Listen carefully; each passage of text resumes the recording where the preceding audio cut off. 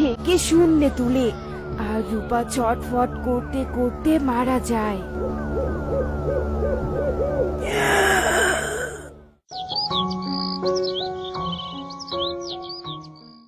আরে আরে, বনে হচ্ছেটা কি? কে এমন নির্মম ভাবে পশুদের মারছে? কে মারছে? এমন কোন যা তার দ্বারা সম্ভব নয়। এ নিশ্চয়ই কোনো আত্মার কাজ। আমাদের বনের ওপর মনে হয় কালো ছায়া পড়েছে, তাই আমাদের সবাইকে সাবধানে থাকতে হবে। হ্যাঁ, মাসিমা ঠিকই বলেছে। এই সবাই নাও নাও, রূপার মৃতদেহটাকে সৎকার করাতে হবে। এভাবেই ধীরে ধীরে পুরো বনে আতঙ্ক ছড়িয়ে পড়ে, আর রাতে ভয়ে কেউ বাহিরেই বের হতো না।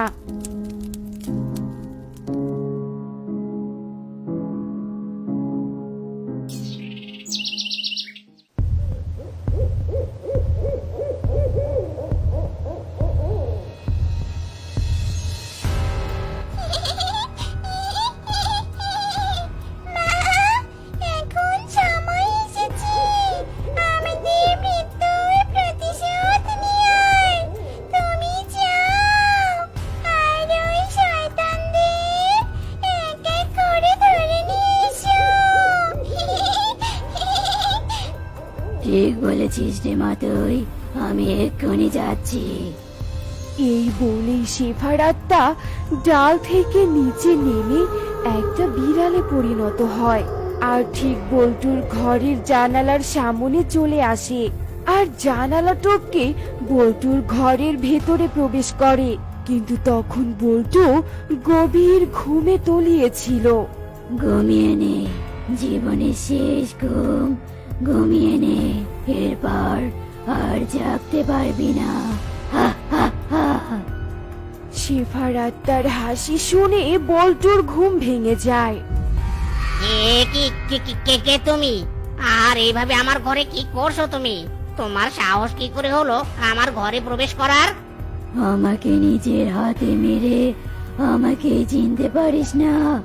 ওরে গাধারে, আমি হলাম সেই গরিব শেফার আত্মা। কি? সেবার আত্মা? না না না, একদম এগোবে না। চলে যাও এখান থেকে। আমার কিচ্ছু করো না। না না, থামো বলছি, থামো। জান বাঁচাতে বল্টু ঘরের দরজা খুলে বাহিরে বেরিয়ে দৌড়াতে থাকে, আর তার পেছন পেছন আত্মাও ঘর থেকে বেরিয়ে আসে। বাঁচাও আমাকে, কে কোথায় আছো? বাঁচাও, কে কোথায় আছো? বাঁচাও।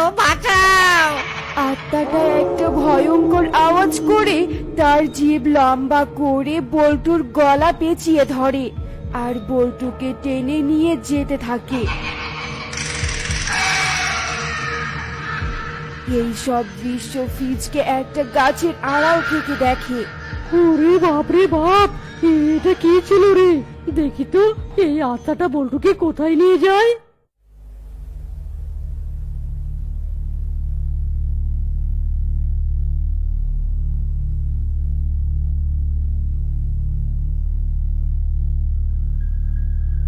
আরে এরা তো ওরাই।